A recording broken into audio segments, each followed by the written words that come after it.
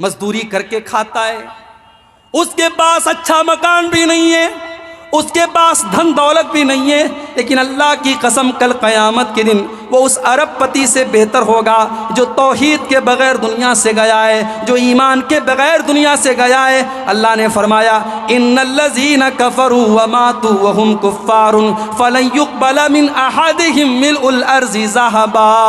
हो लोगो जो बग़ैर तौहीद के दुनिया से चले गए, जो कुफ्र की हालत में दुनिया से चले गए, वो ज़मीन भर के सोना भी अल्लाह की बारगाह में लेके आएंगे तो ज़मीन भर के सोना भी कबूल नहीं किया जाएगा, क्योंकि तेरे पास ईमान की दौलत नहीं है, तौहीद की दौलत नहीं है।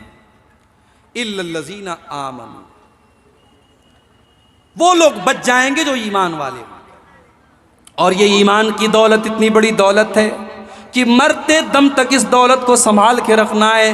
फला तमूतुन्ना इल्ला व अंतुम मुस्लिमून, तुम्हें मौत ना आए मगर इस्लाम की हालत में। सारी जिंदगी इंसान अगर तौहीद पर है और मरने के टाइम अगर उसका खात्मा शिर्क पर हो गया या कुफ्र पर हो गया तो उसका बेड़ा गर्क हो जाएगा, वो बर्बाद हो जाएगा मेरे भाइयों।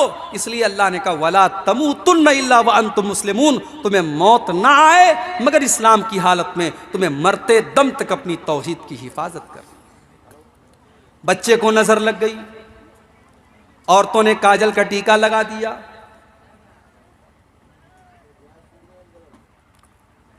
अब ये बीच में एक सवाल आ गया है अकीका कितने दिनों से कितने दिनों तक में दे सकते हैं। पहली बात तो ये कि अकीका दिया नहीं जाता, अकीका किया जाता है। हमारे यहाँ उर्दू में बोलते हैं अकीका करना, और आपके यहाँ अकीका देना बोलते हैं, तो देना नहीं होता, अकीका किया जाता है। और अकीका का जो असल टाइम है वो 7वां दिन है, जो सुन्नत है। अल्लाह के रसूल की हदीस है कि बच्चा अपने अकीका की वजह से गिरवी रहता है।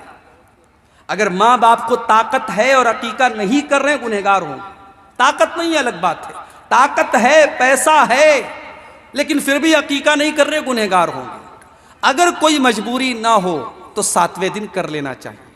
अगर 7वें दिन किसी वजह से नहीं कर पाए, कभी कभी ऐसा होता है ऑपरेशन से डिलीवरी हुई, अभी बीवी बच्चा अस्पताल में है, अब आदमी सोचता है यार अकीका करेंगे तो बड़ा हड़बड़ हो जाएगा, तो चलो हॉस्पिटल से छुट्टी हो गई, 10 दिन हो गया, 12 दिन हो गया, 7वें दिन के बाद आप कभी भी कर सकते हैं।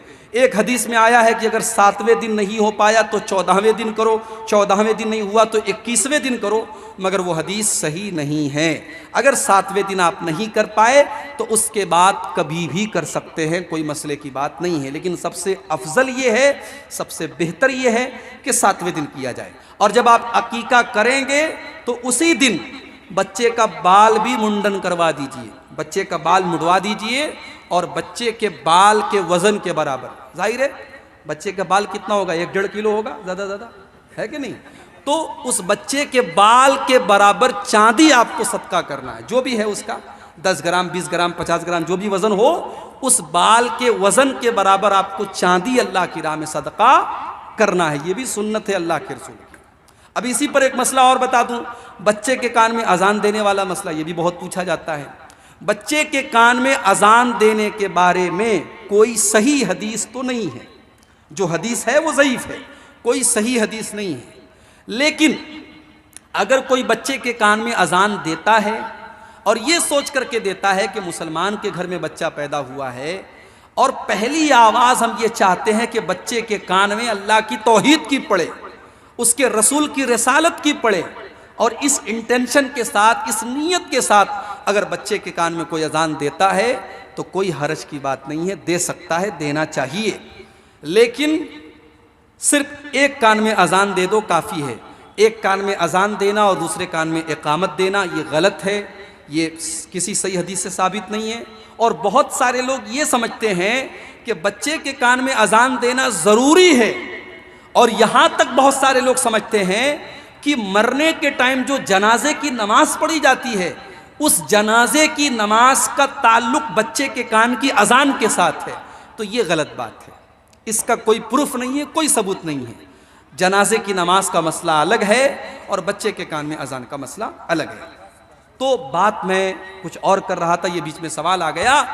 मैं ये कह रहा था कि ईमान इतनी कीमती चीज़ है कि मरते दम तक आपको अपने ईमान की हिफाजत करनी है। वला तमूतुन्न इल्ला व अंतुम मुस्लिमून, तुम्हें मौत ना आए मगर इस्लाम की हालत में। अल्लाह के नबी के चचा अबू तालिब अल्लाह के नबी से बहुत प्यार करते थे, बहुत मोहब्बत करते थे, मुश्किल वक्त में साथ देते थे। अबू तालिब के इंतकाल का टाइम आया। बुखारी के अल्फाज हैं, अल्लाह के प्यारे नबी अपने चचा के पास पहुंचे। वहां पे दो गुरु घंटाल भी बैठे थे, अबू लहब भी बैठा था, अबू जहल भी बैठा था और अब्दुल्ला बिन अबी उमैया भी बैठा था। दो काफिर और मुशरिक भी बैठे थे। अल्लाह के नबी ने फरमाया, ऐ मेरे चचा, आप एक मर्तबा ला इलाहा इल्लल्लाह पढ़ लीजिए। मैं अल्लाह के यहाँ इस कलमे की वजह से आपके लिए बहस करूंगा और आप जन्नत में चले जाएंगे अगर आपका खात्मा तौहीद पर हो जाएगा। अल्लाह के नबी तो ये कह रहे थे, और वो जो दोनों गुरु घंटाल बैठे थे वो क्या कह रहे थे? वो कह रहे थे, या अबा तालिब अतरगबु अन मिल्लत अब्दुल मुत्तलिब, ऐ अबू तालिब, क्या तुम अपने बाप दादा के तरीके को छोड़ दोगे? देखो, बाप दादा के नाम की धमकी देना ये बड़ा पुराना काम है। आज भी किसी को कोई अच्छी बात बताओ तो क्या कहता है? अरे बाप दादा तो ऐसा करते थे, बाप दादा तो वैसा करते थे। बाप दादा कोई दलील नहीं है शरीयत में। अगर बाप दादा कोई काम गलत करते थे तो आप उसको दलील मत बनाइए, आप उस पर अमल कीजिए जो सही है, जो कुरान से साबित है, जो हदीस से साबित है। बाप दादा जहेज देते थे, आप भी जहेज देंगे। बाप दादा बारात लेके जाते थे, आप भी बारात लेके जाएंगे। बाप दादा आपके, अगर आप देखेंगे तो 4-5 नस्ल पीछे हो सकता है आपके बाप दादा गैर मुस्लिम रहे हो, उनका नाम नथुराम रहा हो, उसका नाम कोई गैर मुस्लिम नाम रहा हो, तो क्या आप उनके तरीके पर चलेंगे? अबू तालिब के सामने अबू जहल ने और अब्दुल्ला बिन उमैया ने कहा, ऐ अबू तालिब, सोच समझ कर के फैसला करना, क्या तुम अपने बाप दादा के तरीके को छोड़ दोगे? बुखारी के अल्फाज हैं, अबू तालिब की जुबान से जो आखिरी जुमला निकला वो क्या निकला? अला मिल्लत अब्दुल मुत्तलिब, मैं अपने बाप के तरीके पर दुनिया से जा रहा हूँ। अबू तालिब ने कलमा नहीं पढ़ा, अबू तालिब ईमान नहीं लाए। अल्लाह के नबी फरमाते हैं, जब मेरे चचा का इंतकाल हो गया मैंने अल्लाह से दुआ की कि अल्लाह तू मेरे चचा को माफ़ कर दे। अल्लाह ने फरमाया, ऐ मेरे नबी, हम तेरे चचा को माफ़ नहीं कर सकते क्योंकि वो ईमान के ऊपर दुनिया से नहीं गए। कितनी बड़ी बात है। अल्लाह ने हम सबको ईमान वाला बनाया है। अरे फटीचर हैं, फटेहाल है, गरीब हैं, कमजोर हैं, कुछ नहीं हमारे पास, अगर ईमान है तो हमसे बड़ा कोई दौलत वाला नहीं है। अपने ईमान की हिफाजत करो मेरे भाई, ये ईमान इतनी बड़ी चीज है। सही मुस्लिम के अल्फाज हैं, अल्लाह के नबी अपनी माँ की कब्र पर जाते हैं, सहाबा भी आपके साथ में। माँ की कब्र पे जाने के बाद जब आप अपनी माँ की कब्र पे जाते हैं, 6 साल की उम्र में आपने माँ को खो दिया था। माँ का प्यार आपको याद आता है, माँ की ममता आपको याद आती है। आप तो पैदा हुए थे, बाप का साया भी नहीं था, और 6 साल की उम्र में अल्लाह ने आपकी माँ को भी उठा लिया था। आप तो यतीम थे, और यतीम का दर्द आपसे बेहतर कौन समझ सकता था। आप अपनी माँ की कब्र पे जब गए, माँ को याद किया, बचपन का ज़माना याद आया, माँ की ममता याद आई, माँ का प्यार याद आया, आपका दिल भर आया, आपकी आंखों से आंसू बहने लगे, आप रोने लगे, और आपके सहाबा भी आपको रोता हुआ देख करके रोने लगे।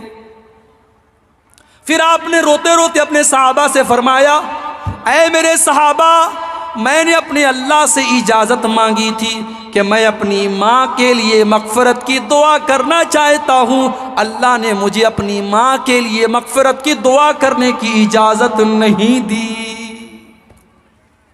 सोच लो, अगर हमारी माँ मुसलमान है और हमारा बाप मुसलमान है और हमारी माँ दुनिया से इस्लाम की हालत में जाती है, तो कम से कम हम जब दुआ के लिए हाथ उठाते हैं तो कम से कम हम ये दुआ तो कर सकते हैं, रब्बिरहमहुमा कमा रब्बयानी सगीरा, परवरदिगारा तू मेरे माँ बाप पर रहम फरमा जिस तरह बचपन में उन्होंने मुझे पाला है। बड़ी कुर्बानियां देते हैं मेरे भाइयों माँ बाप, बड़ी कुर्बानियां देते हैं, बड़ी तकलीफें उठाते हैं। उन तकलीफों को जब आप बाप बनेंगे, जब आप माँ बनेंगी, तब आपको एहसास होगा। इसलिए माँ बाप का दिल मत दुखाना, अपना नुकसान कर लो, अपना घाटा सह लो, मगर माँ बाप का दिल मत दुखाओ। तुमने दुनिया में माँ बाप की आंखों में अगर आंसू लाए, तुमने माँ बाप को अगर रुलाया, अल्लाह के प्यारे नबी फरमाते हैं इसनान युअज्जिलुहुम अल्लाहु फिद दुनिया, दो गुना ऐसे हैं जिनकी सज़ा अल्लाह ताला दुनिया ही के अंदर दे देता है।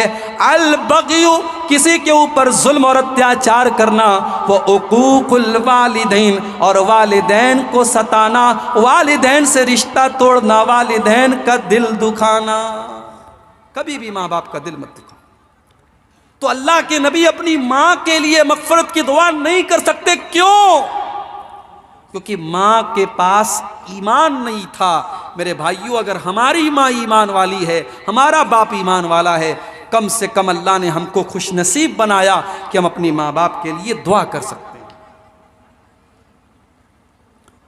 तो अल्लाह ने फरमाया इल्लल्लज़ीना आमनू व अमिलुस सालिहात, ईमान वाले बन जाओ और नेक अमल करने वाले बन जाओ। नेक अमल किसको कहते हैं? चिट्ठी आ चुकी है, वक्त खत्म हो चुका है, आखिरी के मिनट आपके सामने हैं। नेक अमल किसको कहते हैं? नेक अमल उसको कहते हैं जिसके अंदर दो कंडीशन पाई जाए। एक कंडीशन कि आपका अमल सिर्फ अल्लाह के लिए हो।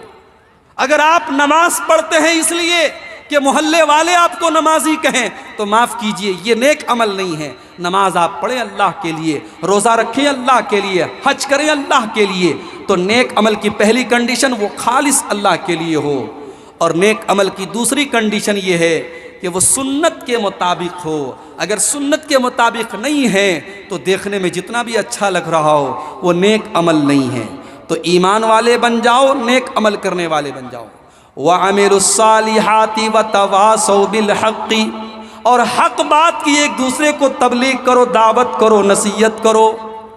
अगर आप नमाजी हैं, आपका पड़ोसी नमाज नहीं पढ़ रहा है, किसी दिन पड़ोसी को चाय पिला दीजिए। मेरे भाई नमाज पढ़ा करो, कम से कम वो 1 मिनट के लिए सोचेगा कि इसने मुझे चाय पिलाई है, मेरा पड़ोसी है, मुझे नमाज के लिए कह रहा है, चलो मैं भी नमाज पढ़ लेता हूँ। और अगर आपके कहने से आपका पड़ोसी नमाज पढ़ने लगा तो उसको तो नमाज का सवाब मिलेगा ही मिलेगा। वो जितनी नमाजें पढ़ेगा उतना सवाब आपको भी मिलता चला जाएगा। वतवासौ बिल हक़्क़ि, हक बात की वसीयत करते चले जाओ। जिस तरीके से आप अच्छी बात दूसरों को बताएंगे उसका सवाब मिलेगा, और गंदी और गलत बात दूसरे को शेयर करेंगे। कोई गंदा फोटो आया, आपने शेयर कर दिया, दूसरे को फॉरवर्ड कर दिया, कोई गलत बात दूसरे को बता दी, तो जितनी गलत बात आप फैलाएंगे और लोग उसको सुनेंगे और देखेंगे, उतना गुनाह भी आपके नामे आमाल में लिखा जाएगा। वतवासौ बिस्सब्री, और अगर आप घाटे से बचना चाहते हैं, नुकसान से बचना चाहते हैं, तो चौथी चीज़ ये है कि आप जब इस्लाम के ऊपर अमल करेंगे, शरीयत के ऊपर अमल करेंगे, तो कदम कदम पर मुसीबतें आएंगी, तकलीफ़ें आएंगी, परेशानियां आएंगी, वहाँ पर आपको सब्र करना पड़ेगा। सब्र का दामन थामे रखिए। ये 4 चीज़ें अगर आप अपने अंदर पैदा कर लें, अल्लाह फरमा रहा है कि सारे इंसान घाटे में हैं, मगर ये 4 चीज़ें जिसके अंदर पाई जाएं वो घाटे में नहीं है। अल्लाह से दुआ है ये चारों चीज़ें हम सबको अपने अंदर पैदा करने की तौफीक अता फरमाए। रब्बुल आलमीन हम सबको गुनाहों से बचने की तौफीक दे, हम सबको नेक अमल करने की तौफीक दे, जब तक दुनिया में ज़िंदा रखे, इस्लाम पर ज़िंदा रखे, और हम सब का